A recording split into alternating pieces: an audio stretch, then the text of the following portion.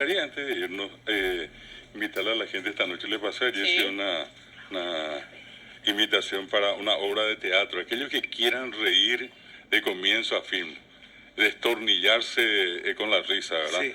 El médico del pueblo, hoy en el a ver un poquitito, Salón Pecasumí del Fuente Shopping, allí en el Chaparita en San Lorenzo, sí, acá 10. Sobre la ruta Marijales Estigarribia, sí. Y es una obra interesantísima que está a cargo de Actuar Teatro de Comedias y A los Luque Teatro.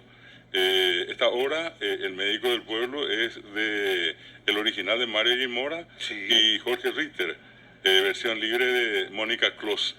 Y quiero saludar de paso al profesor Pedro Aquino, que es uno de los actores que va a estar esta noche actuando desde las 20 horas. Para toda la gente que quiera concurrir a este salón Pecasumí de Fuente Shopping, allí, como decía el profesor Neri Peña, es Marijales Estigarribia, kilómetro 10. Sí, ¿sí? Fácil de llegar. Sí. Hay estacionamiento, hay todo. Todo.